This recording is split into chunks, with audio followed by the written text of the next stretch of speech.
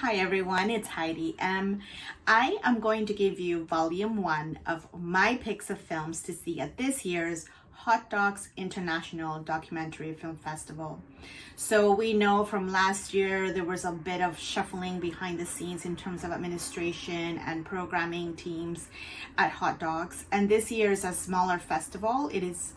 I think it has about 103-ish feature films and some short programs. My volume 1 here, I'm going to be speaking about feature documentary films that I hope you could add to your lists, and I'll just give you some thoughts about each one. I will start in no particular order with Marriage Cops by directors Swati Chalukdar and Cheryl Hess. This is a co-production from the US and India, and the film gives us an unprecedented inside look at the women's helpline in Dehradun, India, where marriage mediation meets law enforcement in some really interesting ways. So it is a Hindi language with English subtitles in the film, so don't worry about the language issue here. And we get to meet sub-inspectors Sandhya and Krishna, who are dedicated career officers with very different styles, and basically they don't have any time for bullshit. The idea behind the Women's Helpline is that it gives women in India an opportunity to reach out for support when there are different situations in the marriage that have arisen. Sometimes it's domestic violence, sometimes it's child support, sometimes it's housing, sometimes they require more therapy. And there are volunteers, at least that's how I understand, that kind of partake in this mediation process. So it's not just the officers from the police, but we also see lawyers and we see a therapist and social worker being part of the mediation process. I thought it was an illuminating look at something that is very specific to that country, and it's more complex than you think it is. And you're gonna have to sit with the film in terms of some of the scenes that may be too much to handle. So some content warning, because there is discussions around domestic violence, as I alluded earlier, and other potential concerns in a relationship. The reason I'm picking this film is that I have a very Western point of view of marriage, and it's always interesting to see how other cultures and other places are handling not just the marriage discourse, but trying to also hold on to values that are very much of that culture. But it's also interesting to see women asking for more and advocating for themselves. So that's Marriage Cops. It is part of the World Showcase program, and it's screening on April 29th and 27th. So there's 2 screenings for that. Next, unrelated altogether, is the film Ai Weiwei's Turandot by director Maxim Deravianko. And the film follows the artistic journey of renowned Chinese artist and activist Ai Weiwei. And he was getting ready to sort of create this groundbreaking operatic debut, directorial debut at the Rome Opera House when they began the project in February 2020. So their filmmaker already had unprecedented access to begin with to follow the production. And of course, we know what happened. The COVID pandemic struck and it affected the production, and things needed to slow down and then shut.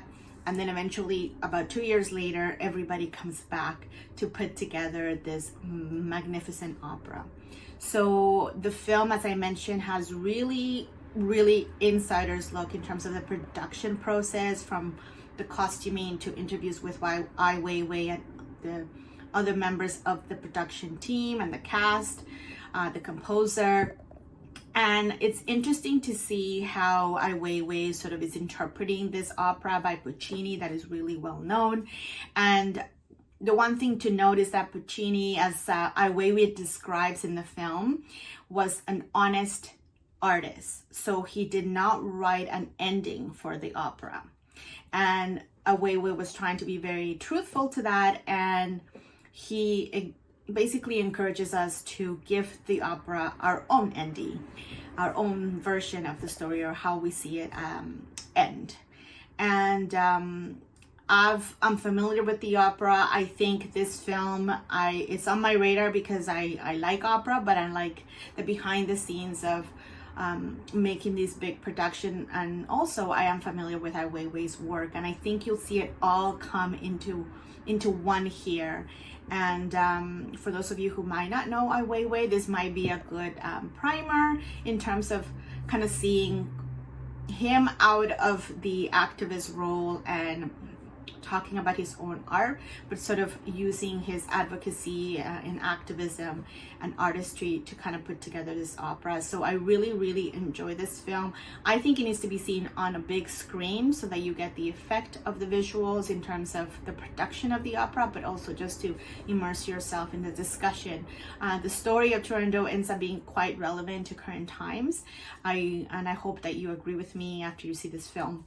So Ai Weiwei's Turandot is part of the Artscapes program, and it screens on April 25th as part of the Big Idea series and April 27th. And next I have another film from the Canadian Spectrum competition by director Damien Eaglebear, and it's called #Skoden. And every meme has its own story, and #Skoden comes from a picture of a man with his hands up, an indigenous man, and that kind of was circulating in the internet, Facebook, you name it, and it kind of went very viral. And there is a story behind that person in that photo, and the idea is that the filmmaker kind of wanted to tell us the story of this person in the photo named Pernell Badarm. He was from Lethbridge, Alberta, and it is sort of giving us a glimpse at the person. And at least for me, it's important. I live in Canada, I'm a settler here, and it's important to get to know more about the stories of our Indigenous brothers and sisters, and how the history of this country has affected the way of life of many people. And sometimes we see memes, we see, videos online, and they become sort of funny, but when they're made from real people, there is a story behind that. And the filmmaker Damien Eaglebear actually wants us to know who Pernell is. He was a person, he deserved dignity and respect. And it's a really interesting journey. We meet people that Pernell kind of was hanging out with in the streets of Lethbridge, Alberta, and so his friends, and we meet his family and also the workers that were part of his journey in terms of the shelter system in Alberta. So I think is a film that is necessary to watch. And again, some content warning, because some of the stories related are around alcohol use, residential schools, and obviously things that we need to be aware of and be able to discuss in this country. So this is #Skoden, and is, as I mentioned, is part of the Canadian Spectrum competition program. It screens on April 29 and May 1st. I encourage you to seek this out, and I think it's a very informative and also very moving film.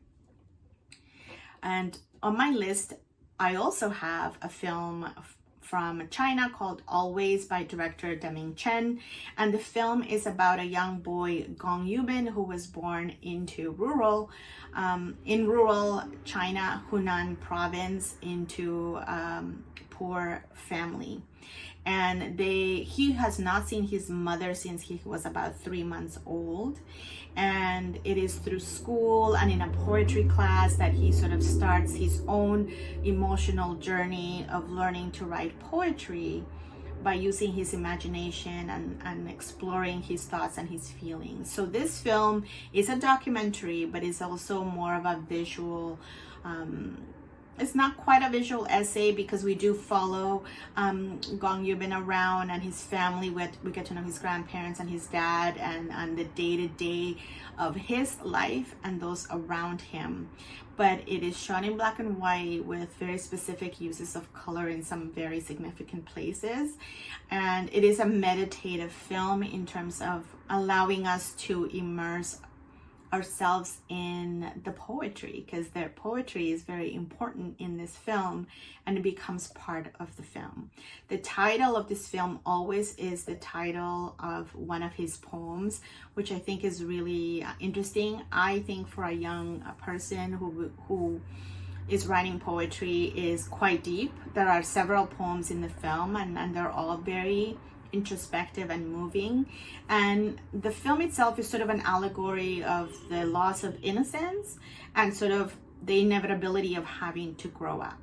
So at some point we may be children, we have a glimpse of being able to live our life as children, but we also have to grow up. I found this film very fascinating, and again, sit with it, go with the journey, and get to know Gong Yoo-bin.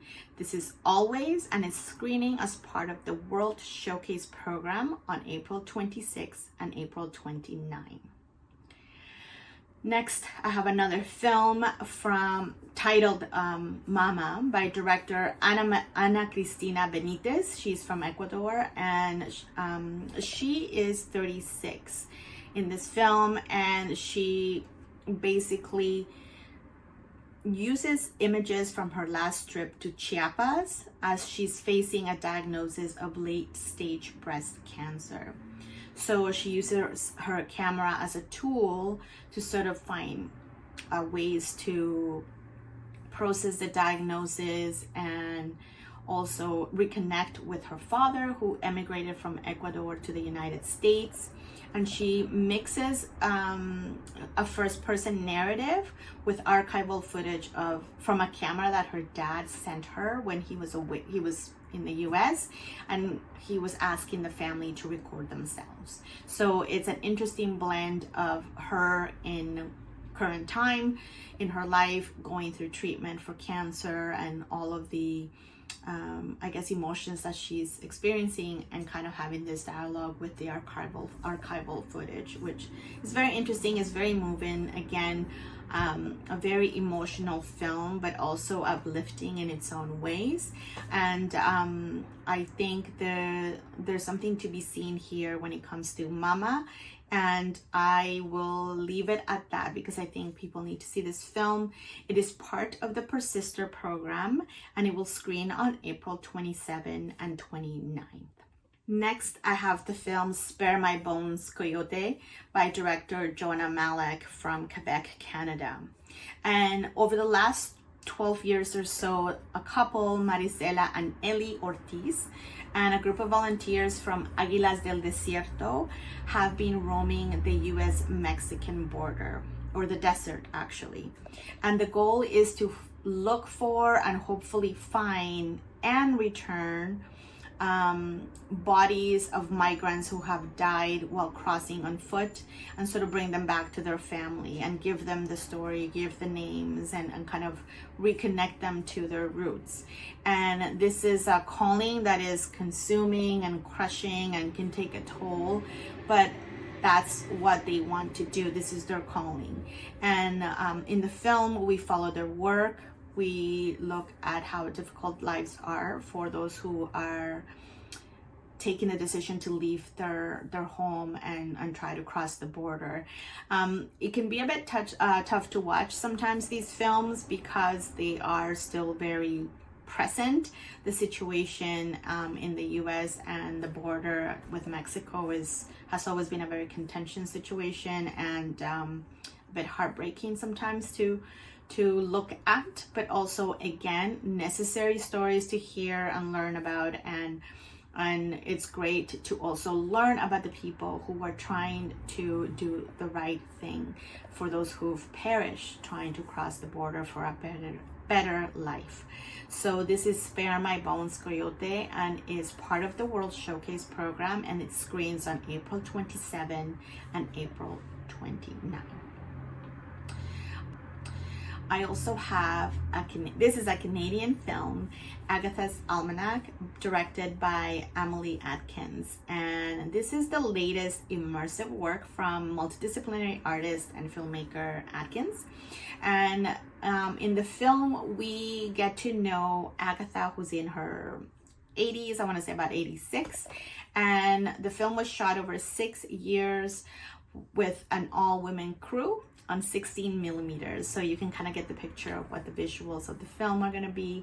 And we get to see Agatha on her Manitoba farm with no car or cell phone or even running water sometimes, and she's just living her best life. She is very connected to nature. She tends to her garden, which is sort of like an orchard, and there's so much beauty in Agatha's life, even if she's not connected to technology or current times the way that some of us are all the time. And it's sort of an interesting ode to rural life and the eccentricities of rural life for some folks. And it's also a look at a generation that is going to vanish soon, and their way of living. She Agatha has so many things in her home that have a story, and in the film, the way that the film is put together also gives us that experiential experience in terms of being there with her, but also going on this journey with her, as it tells she tells us stories of things, or she passes knowledge in terms of the plants and the fruits that she has in her gardens, of the flowers. And there's a scene that I love that is not giving much away, which is around having her sit down on a couch with her shoe collection and her purses, and sort of the way she describes how she got the shoes, her favorite shoes, and how she repairs them. She's a very unique person. I found it really moving, but also very charming, and it reminds me of my grandparents in some way, because we, some of us are lucky to have some of our elders still around. And I think it's always great to hear the stories of how they grew up, but also how they continue to live their lives. And Agatha is living life on her own terms. And as I said, she's trying to live her best life for as long as she has time on this earth. And she's making the best of every day. So I will suggest Agatha's Almanac. It is part of the Canadian Spectrum competition program, and it screens on April 27th, which is sold out, but there's a second screening on May 2nd. So the films that are on my list. So this is volume 1 of my hot dogs picks. I will come back with volume 2. It might be shorter because these are films that maybe I'm going to try and go see in person. These films I had a chance to sneak peek, so I could share with you some of these details. Any information in terms of the films, schedules, you can find them at hotdogs.ca. I will have the list of films with their synopsis available on my website, highmusings.ca. Thank you, and hopefully I'll see you in line.